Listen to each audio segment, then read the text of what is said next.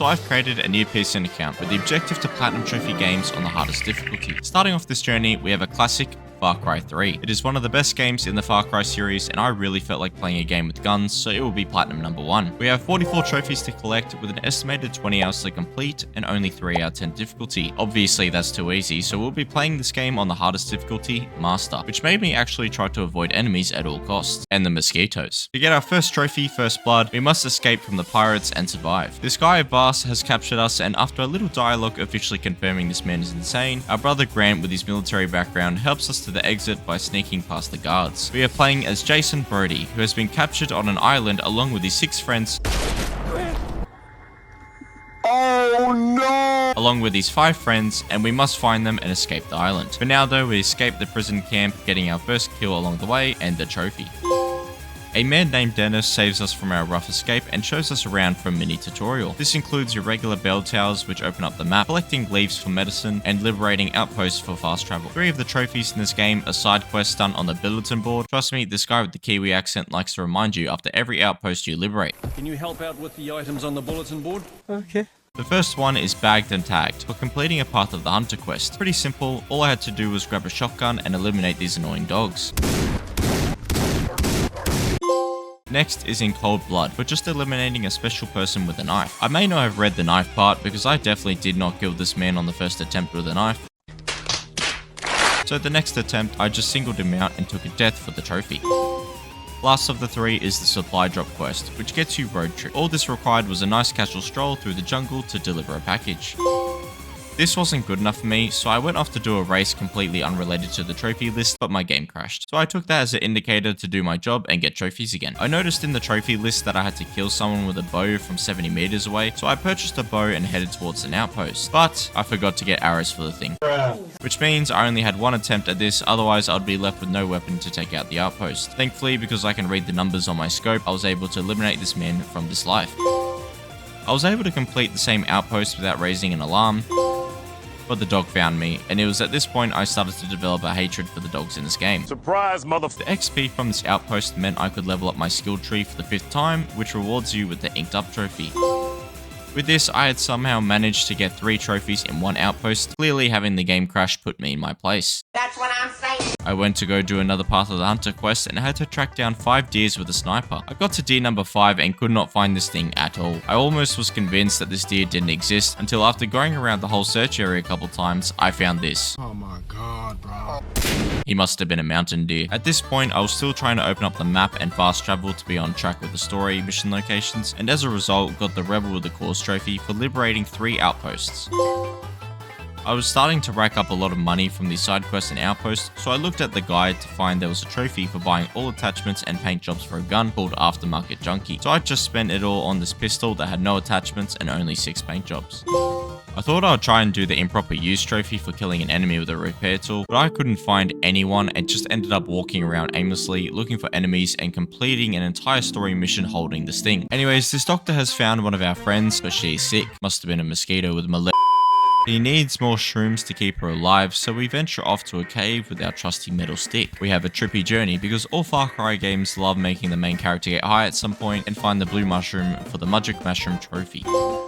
Finally, in the next mission, there is someone for me to kill, so I showed no mercy as I burnt him alive with my repair tool. But this means I would have to say goodbye to my metal stick. After everything we've been through, the aimless running around, the magic cave, and now teaching it how to kill, it was so hard to let— oh, an AK. I continued scouting out the rest of the area and tagged a total of 25 enemies, obtaining the Island Paparazzi trophy. This one unlucky pirate citizen became my target for the next trophy, never saw it coming. I chucked a bunch of rocks to get him into place and stabbed him from the zipline, giving me the 13th trophy within 2 hours of starting the game. The mission ends with us finding out Bas is selling my friends on the black market, but that's not my problem yet because I need to go uncover more of the map. How dare you? When heading out to find the bell towers, this Komodo dragon was making funny noises at me. I'm a snake. So I just went out of my way to kill it and accidentally got the Hunter Hunter trophy for killing a predator animal. This made me curious of the upgrades I could make to my equipment after skinning the Komodo dragon, and again accidentally got another trophy for crafting upgrades called Artsy Crafty. Not gonna lie, I think around 30% of my trophies were just complete accidents. So the trophy called Heartless Pyro requires you to kill 50 enemies with a flamethrower. When I saw this, I thought as soon as I have access to the flamethrower, I will only use it until I get the trophy. Combine this with Master difficulty and you get this simple mission called Prison Break, taking me a solid hour. I'm willing to bet that about 30 of those kills were done with my struggles on this mission alone. That hour was only to complete the outside section of the mission, but once we got to the inside, I picked up on where I left off and got the Love the Boom trophy for blowing up 4 enemies with a grenade. I went through all of this just to get captured at the end of the cave, so I was done with the flamethrower for now. The next trophy to obtain is the worst date ever for saving Lisa from the burning building. We wake up to Vast giving us another insanity lection, and then he ironically goes to set us on fire. This made me hate the flamethrower even more than I currently did. I make my way through the building by doing some basic parkour to reach Lisa and run for the exit, but we do have a graceful exit if I do say so myself. As we depart, I get used to the grenade launcher, and this was all the therapy I needed to get over my past struggles. Stop it. Get some help. Oh my god! I found a little outpost that had a great hiding spot for rock chuckers, so that's exactly what I did. I was chucking rocks to distract 25 enemies for the Rock Always Wins trophy. Going back to our trusty, Bulletin board. I accept a rare path of the Hunter Quest mission, which had us tracking down a golden tiger. Yeah, this thing nearly killed me. But my arrow to his head was enough to get me the Poacher trophy for hunting down a rare animal.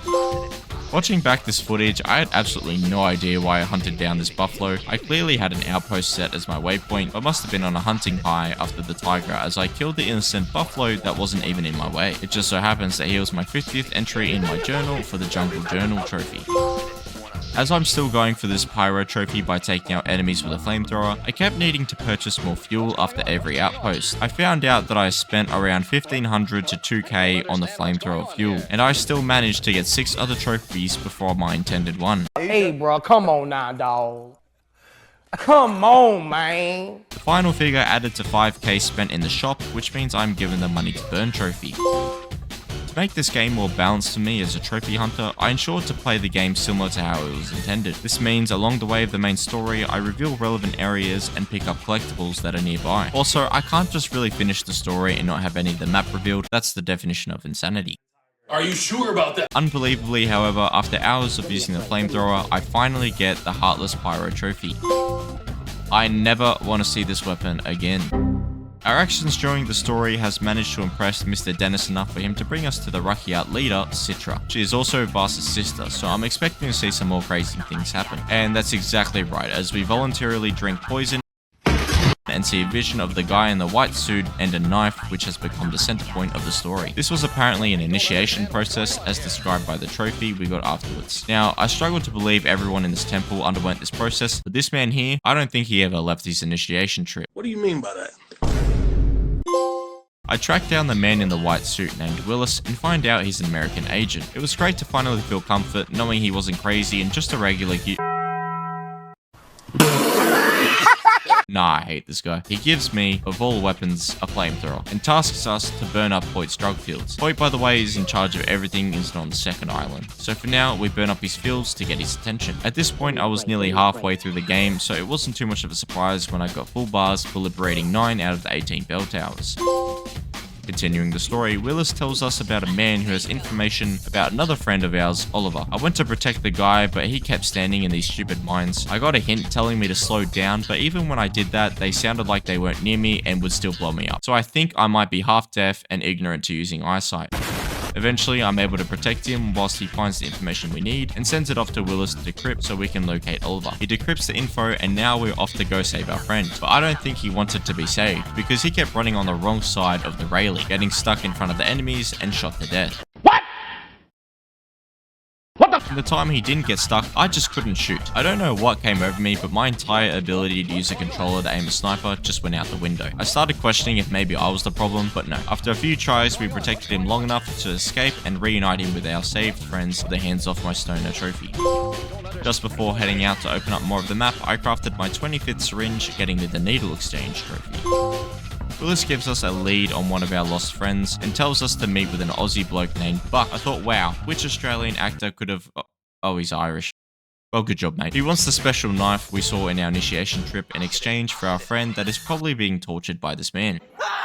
Doing this trade will give us the Retake Wall Street trophy for rescuing Keith. So we head off to a big boat, and I have never been so paranoid in my life from thinking a shark was about to attack me. Earlier at some point, I had a crocodile scare me whilst I was going for a relic, so I came into this not trusting the water at all. Thankfully though, we arrive safely, take out the whole ship, and collect a part of this ancient puzzle piece that leads us to the special knife. The next couple of main missions just followed this formula of finding more of these pieces, but for the last one, you get the free fall trophy for falling 100 meters and living. I gave myself a little run up and performed a perfect dive into the water. Hello, how are you? I am under the water. We uncovered the knife in these ancient ruins, and this Komodo dragon got revenge for his friend at the bell tower, causing me to die in the fire. So I shot him. Now he can join his friend in hell. Whoa, calm down, Jamal. Don't pull out the 9. We return to Buck's home where we complete the trade, except he gets a bit greedy and tries to keep us both captive. Little does he know, I drink poison for fun, so he stood absolutely no chance against me as we stabbed him and saved Keith. Whilst I was being given a history lesson by Citra, which I never asked for, Dennis tells us about an attack on a prison convoy. I kill everyone and chase down this truck, which had a little surprise for us. Hello there. Then, ladies and gentlemen, he said the line. Did I ever tell you the definition of insanity? I survived thanks to plot armor, just to try and escape in a helicopter, and we are back at square one. The definition of insanity. Do me a favor. Shut the f up. Again, I survived the encounter with Vas, and let's just say Citra rewarded me for my efforts. Yeah, boy. Enough is enough, so we head to Vas' main base to find him. However, he sneakily hid around the door and gave me a quick shank. From this point, I assume we are just high again or something, but we have a final standoff with Vas and kill him, officially claiming the first island and taking for the granted trophy. Dennis was clearly happy with my success. The owner, he tried to pay me less than the other mechanics. What?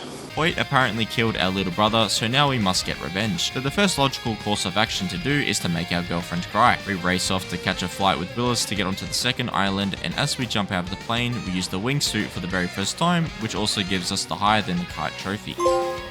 Most of the time on the second island was just spent doing outposts and bell towers, but after a long day of work, I decided to play some poker in an attempt to get the poker trophy. But yeah, I didn't get it. In fact, I played for 20 minutes before ending the recording and realizing I didn't have enough money to refill my ammo anymore. Anyways, when I finally returned to the game, I met Uncle Sam, who tasked me to go undercover in an attempt to gain Hoyt's trust and take him down from the inside. Hoyt also gave me a history lesson, but this was a much darker side of history. What did he say? We sneakily take out some VIP guards in an attempt to track down a list of traders and get some intel of where they will be meeting up. Before we confront them though, Sam invites us to a quick session of blowing up some pirates, so that's exactly what we do. Filler missions. Nice. I get to the location of the meetup, and I completed the mission so quickly that I don't think I did it the way the game intended. See, I blew up the bridge and noticed the icon was in the water, so I just jumped down there, collected the roll, and left, completing this entire mission in less than 5 minutes. But hey, I'm not complaining. Bye, have a great time. Hoyt's impressed, so now we become buddies, and he gives us the pleasure of beating up our little brother. This got us an invite to poker and the deep cover trophy. Now we are working towards the last 2 trophies for the story, Poker Night and Water Trip. To get Poker Night, we need to kill Hoyt, so we destroy one of his satellites, limiting his communications and giving us a good chance to kill him at poker. We turn up to play and, oh dear, he doesn't look too good, does he? Oh no! He cuts off my finger because I need a souvenir for my holiday, and we kill him in a classical knife fight because that seems to be the only type of boss fight in this game. I escaped the building being surrounded by his army, but it was a pretty simple escape to the airport where Riley has been held captive. Considering it was the end of the game, I just decided to start blowing everyone up. I'd had enough of the guns after the story. We rush Riley to the helicopter where we take off, and we get shot down by this man who decided to camp right outside my line of sight. Thankfully, on the second attempt, with literally no health left, we escape. Then comes the hard decision, except there wasn't. We all know why I chose this ending, and if you don't, I respect your innocence. This leads to Citra's death and concludes the story for the trophy. With the story completed, it was now time to move on to the remaining trophies. First, we can simply finish Island Liberator by completing the last outpost on the map. We can also quickly complete the good stuff by simply collecting a few different colored leaves, which allows us to craft a special syringe I probably should have used throughout the story. I also spotted the Fearless or Stupid trophy, which just requires us to dive 60 meters underwater. So I made sure to pick a spot where I wouldn't see any sharks and dive far enough underwater to collect the trophy. In order to get fully inked, I had to complete a few side quests from the bulletin board. Although I did struggle on the jet ski, I don't know how to control this thing, please help. Eventually, I completed them and got all the tattoos in the game. Now, we go back to poker. There's a little trick you can use to get the Poker Bully trophy, and that's to do a side mission called Father's Burden. All I had to do was go all in every time, and if I ever lost, I could just restart the mission. With this strat, I won my $1,500 and just abandoned the mission. In return, the game abandoned me. So yeah, now I'm stuck making another report. Oh, shit. Here we go again. For the next 3 trophies, we just got collectibles, and because I had been collecting everything along the way at this point, I only had around 10 left, most of which were being the Lost Letters. I finished the required amount of each collectible, leaving us with only 1 trophy left to get the platinum. That trophy being Say Hi to the Internet, interacting with his head in the sand. And that secures the first ever platinum trophy on this account. I had a great time playing Far Cry 3. Unfortunately, the hardest difficulty didn't give me as much of a problem as I thought it would, excluding the bloody flamethrower. But the overall experience of this game was very well balanced and entertaining. I'd give this platinum trophy an 8 out of 10 and would highly recommend giving it a go. With that said, please like and subscribe if you enjoyed this video and would like to see me platinum trophy more games.